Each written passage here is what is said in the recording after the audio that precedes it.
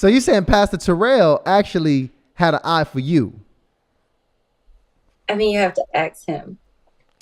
But here's my How thing. was that picked up? First of all, women got that. They just got a sense. But here's my thing. Here's my question. If he did, what if he did have an eye for you, and he might be interested? I mean, would he have an opportunity? I think he's cute. Boy, you gonna get Pastor Terrell jammed up. Let's say less. Bring Pastor Terrell back onto the platform. It is you a star tonight, Pastor Terrell. Wait, now, Pastor Terrell, you know, you had some initial conversations with Nelly. You know, obviously, it's only conversation. So is there interest here? Are you sticking with wanting to get to know Nelly? What's the? I mean, he's single, right? I mean, is that you saying he got to be loyal? I mean, no, I'm not saying that. But what I'm saying is, when you in the club, whoever you shoot your shot at, that's who you shoot your shot at. I mean, yeah. I mean, but now you go to a different club, it's different. I mean, well, this club part 2 right here. We in the same club right now. We're in the same club. But listen, here's the thing. I just want to have some conversation right now because we don't even know what the situation is. Because you can also, when you're in the club, just have some conversation and just chat. All right, so let's not worry about nothing. Let's just have a little chitty chat. But first, I want to see if her discernment is on point. Because she says that when Pastor Terrell came in, she saw a little excitement in his eye because he thought I was calling him up for this young lady here. Pastor Terrell, is that what you initially had thought? That is a fact. That's why when you brought me on and you said, she left off, I'm like, I'm thinking it's her coming back on. That's why I was like, yeah.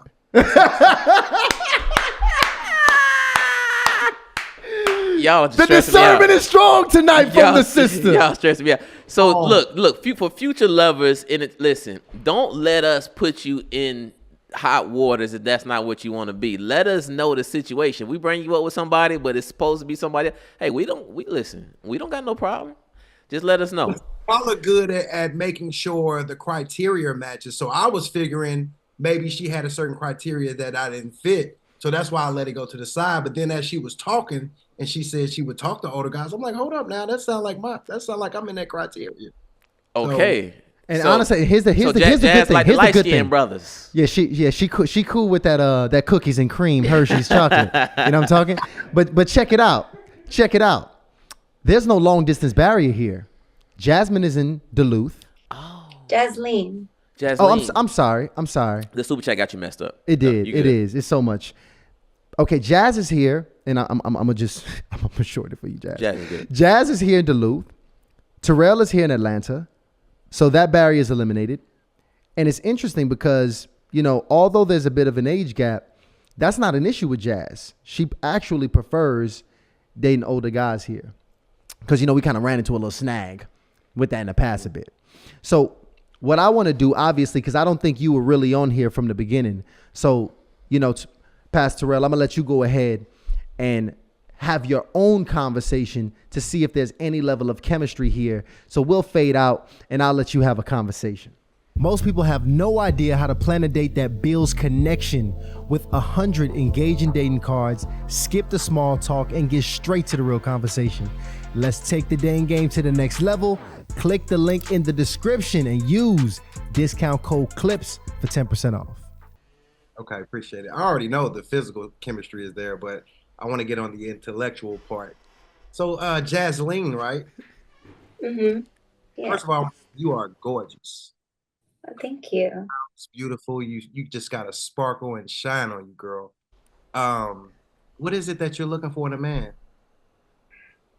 I was telling them my biggest issue has been I want a God-fearing man. I've always been the person to lead in my dating life. I've had to lead the guys I was dating to God.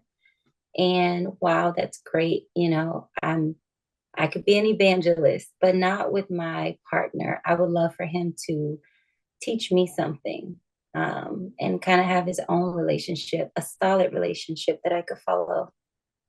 Wow, that's interesting. I haven't heard that in probably ever. So how would you define how your relationship with God looks? How does that look practically? He's everything. I think my initial relationship with God, I looked at him as just a father. Growing up, he was my father in everything that I did. I would come to him as a father, but as I've become an adult, I've learned that he's so much more than that. Um, I think I think in the Bible they talk about, when you're an infant in spirituality, you get fed milk. And now he's been feeding me meat. And so I've learned he's not just a father, he's a provider. He's a disciplinarian if you're not doing what you're supposed to do. He's everything. And so my relationship with him has grown, and I'm learning all of his personality, not just um, what I thought he was as a child. Wow, that's an amazing answer. Is marriage the ultimate goal for you? Absolutely. I don't want to date otherwise. Wonderful, wonderful. And what about having more children? I know. And how old is you said you have a son, right? I do. I have a 9-year-old. Okay. Would you have more children? I would. That would be up to my husband. Okay. That's wonderful. And do you have any specific preferences as far as, you know, again, I know people have specific preferences. Do you have any other like non-negotiables? Obviously, that man has to be a follower of Christ. He has to lead. He has to teach. I'm a good listener. Are there any other specific non-negotiables that you have? He has to have integrity. He has to be ambitious. Um, and then, yeah, if he's following God, I think everything else will fall into place. That is so. Oh, that's a good. And what do you do for fun? What are your hobbies? What do you like to enjoy in your life and do? I'm an outdoorsy type of person. So, like, I work out, I hike, I bike. I have a golden retriever. We jog a lot. Um, Fitness and health is important to me. So, I like being active. Um, but I could be in the house. I like to sing. I like to do chill things as well. So, but yeah, I'm more of a like active type of person. Okay. And what would you say your God-given purpose is? The reason why He birthed you on this earth? Oh my gosh, to serve, in whatever capacity that looks like. I'm a servant leader first and foremost. So I'm sorry. I have a business, and people may think that if you have a business, you're like the top, but I look at myself as like the flip side, because it's my job to make sure that everybody is okay, and to make sure that I'm serving, and to make sure that I'm giving them what they need. Um, but I think my job is to be a servant. Wow. I've never heard that in my 44 years of living, and it's so crazy to me. And the reason why I asked that question, I thought it's important, is because I'm very dedicated to my church. Uh, I serve as a minister there. I'm a part of a pretty big ministry, and I'm also the director of the prayer room. I have a whole team. Which church? We can talk about that offline. I don't want to state that. Okay. Keep that personal, but um, again, I'm very involved in the church serving. And again, what I've learned is if the person I'm dating doesn't have a servanthood heart, and I'm always serving, then it's going to cause friction. But when you have two people, and see that works in relationship as well, when you have two people that are just willing to serve with their purpose and their gifts, it works. It travels and trickles into the relationship where you have two people serving each other. And for me, you checked every box that I'm looking for. So I'm ready to get started to get knowing you for real. Hold on, pal. Okay, Slow now. down there. Okay, now. Slow down there, bad boy. I want to jump in this joint now. I want to jump in this because, Now, that was Terrell, I've seen you have a few conversations on the platform. Right. I've seen you had a few conversations. This was probably the most fluid and harmonious conversation. The most inspired conversation. I've heard, you have. Jazz, obviously, it's one thing to see somebody pop in. It's one thing to say, somebody's cute, but it's another thing to actually have a dialogue with someone and, now develop an opinion. What's your thoughts now about Terrell? How have they evolved after, obviously it's a brief one, but this interaction? I love the questions he asked. They're intentional. It's not just surface level, or, I could tell that his mindset and his goals are, from this brief conversation, it seems aligned. So. And also, I want to ask you the same question. Pastor T, you had an interaction and a dialogue with this young lady. How have your thoughts changed or evolved at this point from, obviously the initial sight of seeing her? Yeah, they changed significantly, because I've never heard a woman say that word, serve.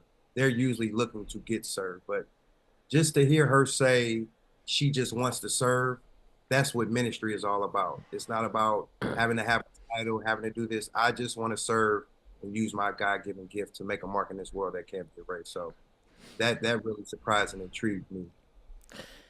Now I want to interrupt here, because can I just say, Slave for Christ just really can tap into what the entire chat is thinking at one time. Can I just say that? Because Slave for Christ sent over a question for Jaslene. Jaslene, who just called you at 10:26 p.m. Eastern Standard Time?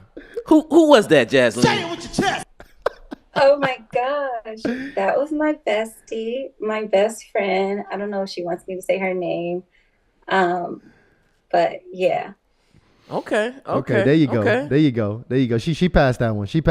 Hey, lay off of a Slave of Christ. And shout out to Marianne McPherson, who also has a good read on the post of the lovers in the chat, because she says him or It's him. Okay. This man said him. Lord have mercy. We need a button for that.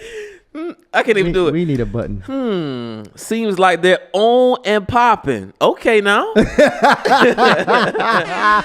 Honestly, I love getting chemistry, from the two people here. Yeah, and this was clear. That's the thing. This was clear. Because Pastor T just said what he liked, what he wanted. Jaslene, she picked up the chemistry. I don't know how she did it. She got a sixth sense. She just picked it up, because we clearly missed out on something. And did we get do we have to even ask? Let's just do it out of formality. Okay. Let's do it out of formality. And let's start with Pastor T. Pastor T, are we interested to have some further conversation offline here? Absolutely. Jazz, what about you? I would love to. Ooh. I would love to. We got a win tonight, y'all. I'm not gonna lie, the ladies is really putting on tonight. You had Nelly coming in with the salute. You got Jaslene saying, "I would love to." This is just some feminine energy going on. We really need some more brothers. We do.